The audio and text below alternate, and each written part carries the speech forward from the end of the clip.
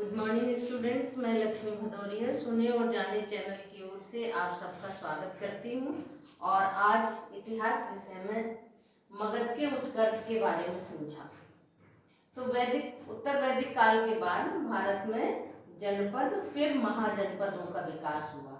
तो इन महाजनपदों की संख्या कितनी थी? 16 थी। तो इन 16 महाजनपदों में अपने अपने विस्तार के लिए एक लंबा संघर्ष का दौर चला।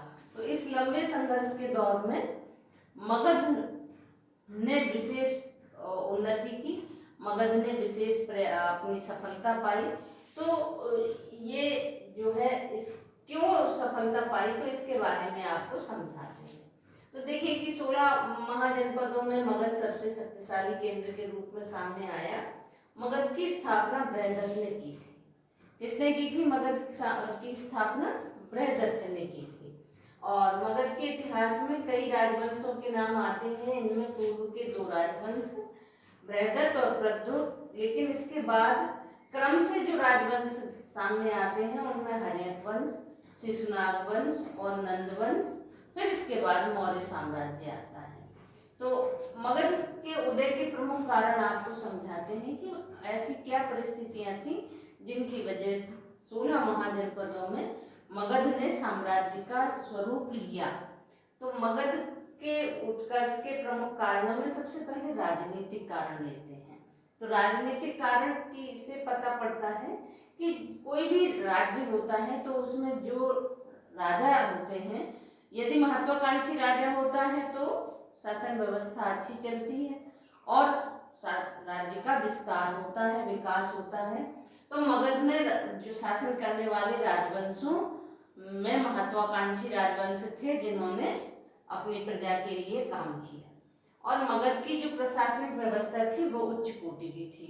जो राजा लोग होते थे वो अपनी प्रजा पर ध्यान देते थे और उनका प्रशासनिक नियंत्रण मजबूत था और उन्होंने साम्राज्य विस्तार के लिए भी समय समय पर प्रयास किए। फिर इसके बाद देखते हैं आर्थिक कारण। तो मगध आर्थिक रूप से संपन्न था। क्यों था संपन्न? क्योंकि वहाँ की कृषि व्यवस्था थी वो उन्नत थी।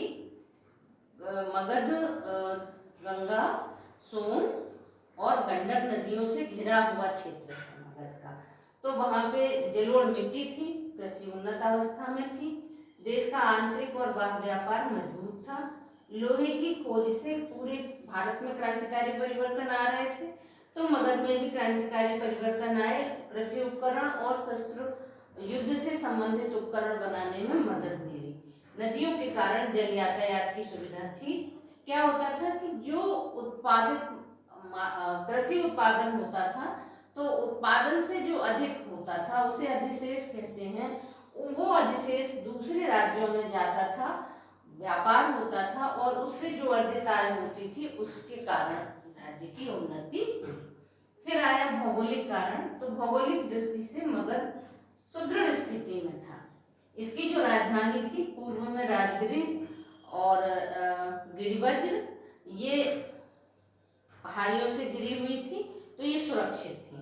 और फिर बाद में पाटलिपुत्र राजधानी बनी तो ये नदियों से घिरा हुआ क्षेत्र था। यहाँ नदियों का दुर्ग था, इसकी वजह से ये सुरक्षित थी।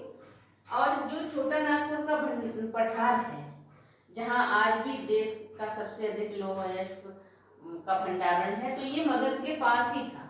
तो ये भी उन्नति का एक विशेष कारण था।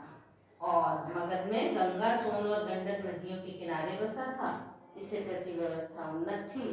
और ये सारे कारण मगध के उदय के प्रमुख कारण सामने आते हैं। अब आगे बढ़ते हैं, देखते हैं कि मगध में किस किस राजवंश ने शासन किया। और इससे संबंधित आपसे प्रश्न भी पूछा जाता है कि मगध में शासन करने वाले राजवंशों को क्रम से लगाइए। तो आप इन्हें क्रम से, सबसे पहले हर्यक वंश, फिर आता है शिशुनाग वंश, फिर नंद वंश और उसके बाद मौर्य वंश आता है। तो सबसे पहले जो हर्यक वंश आया इसके बारे में आपको बताते हैं। हर्यक वंश की स्थापना 544 ईसा पूर्व में बिंबिसार ने की थी। किसने की थी? बिंबिसार ने की थी। देखिए आपका एक संशय और दूर कर देते हैं कि बिंबिसार और बिंदुसार दो अलग अलग व्यक्ति हैं। बिंबिसार हर्यक वंश का संस्थापक है और बिंदुसार जो था वो चंद्रगुप्त मौर्य का पुत्र है और वो मौर्य वंश से संबंधित है। अशोक, सम्राट अशोक का पिता कौन था? बिंदुसार। तो ये बिंबिसार है, इसने 544 ईसा पूर्व में हर्यक वंश की स्थापना की थी। इस वंश को पितृहंता वंश भी कहते हैं क्योंकि इस वंश के जो राजा थे वो अपने पिता की हत्या करने के उपरांत गद्दी पर बैठते थे। तो ये पितृहंता वंश भी इतिहास में कहलाता है, इतिहास में इस नाम से ये प्रसिद्ध है।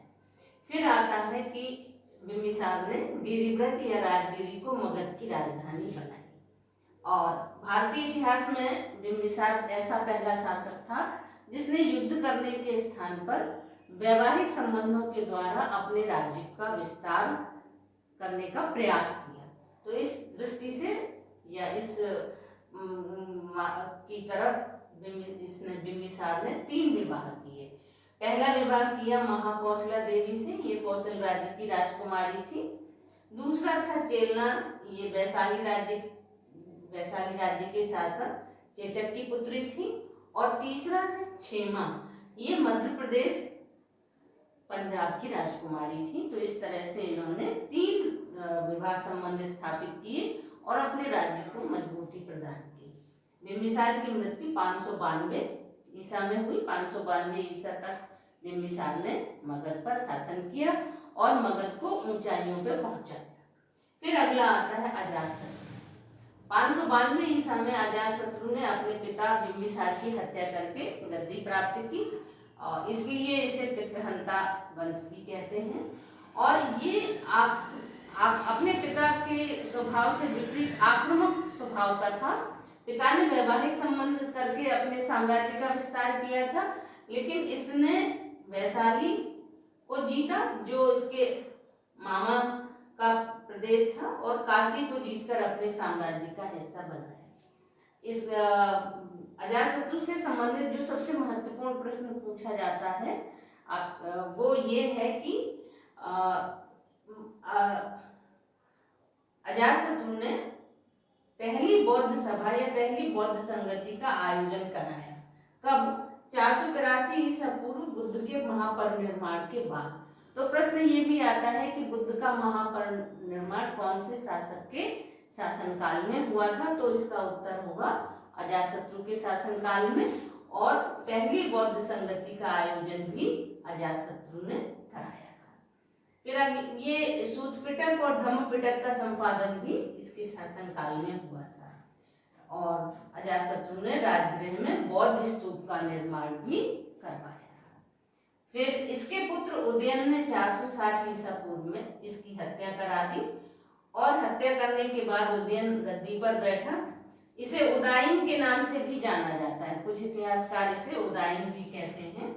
इसके शासन की जो सबसे महत्वपूर्ण बात है वो ये है कि इसने एक नए शहर या नए नगर की स्थापना की गंगा और सोन नदी के बीच में। ये पाटलिपुत्र के नाम से प्रसिद्ध था।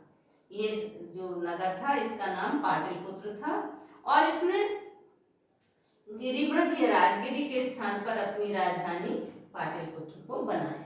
तो प्रश्न है कि पाटलिपुत्र राजधानी किसने बनाई? तो इसका उत्तर आप लिखेंगे उदयन ने पाटलिपुत्र को अपनी राजधानी बनाया।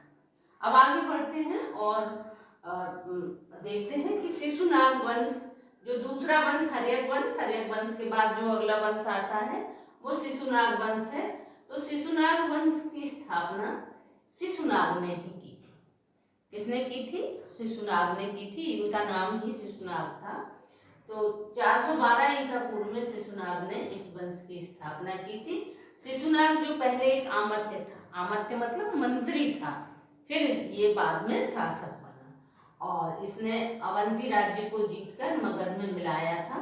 बाद में वत्स राज्य को भी जीत के मगध में मिलाया था। तो इस तरह से जो मगध के शासक थे वो अपने राज्य का विस्तार समय समय पर कर रहे थे।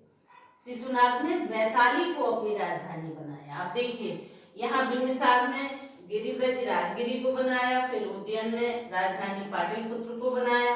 अब शिशुनाग ने वैशाली को अपनी राजधानी बनाया। राजधानी परिवर्तन हो गई और वैशाली राजधानी बन गई और 395 ईसा पूर्व में इसकी मृत्यु हो जाती है। किसकी?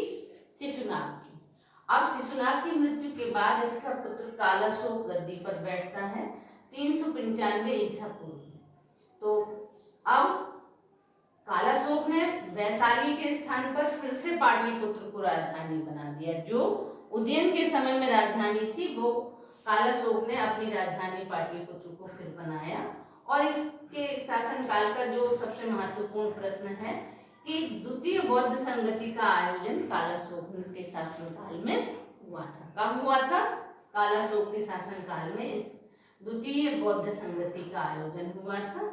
377 ईसा पूर्व में इसकी मृत्यु हो गई और शिशुनाग वंश का जो अंतिम शासक था वो नंदीवर्धन था। इसकी मृत्यु के बाद शिशुनाग वंश समाप्त हो गया और अब आता है नंद वंश। नंद वंश का संस्थापक महापद्म नंद था, जिसने 344 ईसा पूर्व में नंद वंश की स्थापना की। ये बहुत महत्वाकांक्षी शासक था और इसने मगध के साम्राज्य की प्रशासनिक और राजनयिक दोनों स्थितियों में सुधार करा था। महापद्म नंद भारत का पहला ऐसा शासक था जिसने एकराट की उपाधि धारण की थी। उस राजा अपने नाम के आगे उपाधियां धारण करते थे, तो इसने एकराट की उपाधि धारण की थी। पुराणों में भी इसका वर्णन है। पुराणों में इसे परशुराम का दूसरा अवतार भी मानते हैं। फिर महापद्म नंद ने कलिंग पर विजय प्राप्त की थी। कलिंग ये उड़ीसा क्षेत्र में है। यहाँ बाद में अशोक, सम्राट अशोक ने भी कलिंग पर विजय पाई थी। तो पहले इस पर महापद्म नंद ने कलिंग पर विजय पाई और ये महापद्म नंद जैन धर्म का अनुयायी था। कौन से धर्म का अनुयायी था? जैन धर्म का अनुयायी था। उसने कलिंग में स्थित जिनसेन की मूर्ति को पुनः पाटलिपुत्र में स्थापित करवाया था। कलिंग से लेके आया था और इसको पाटलिपुत्र में स्थापित करवाया था। और कलिंग क्षेत्र में सिंचाई के लिए इसने नहरों का निर्माण भी करवाया था। काय का निर्माण करवाया था? नहरों का निर्माण करवाया था। इसके सबूत या इसके स्रोत प्राप्त होते हैं। और जो नंद वंश के दो ही महत्वपूर्ण शासन हुए हैं, एक तो महापद्म नंद और दूसरा घनानंद। तो ये नंद वंश का अंतिम शासक था और महापद्म नंद का सबसे छोटा पुत्र था। ये एक क्रूर स्वभाव का शासक था, तो इसके काल में प्रजा दुखी थी और प्रजा पर इसने अत्याचार भी किया था। इसी के दरबार में चाणक्य या कौटिल्य था, तो घनानंद ने चाणक्य का अपमान किया था।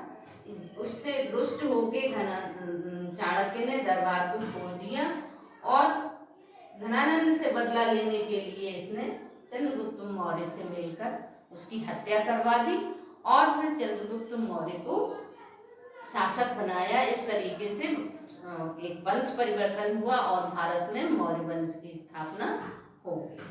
तो ये तो हमने आपको मगध के उत्कर्ष का पूरा विवरण बताया और तीनों वंशों के बारे में स्पष्ट बताया, परीक्षा उपयोगी प्रश्न भी बताए।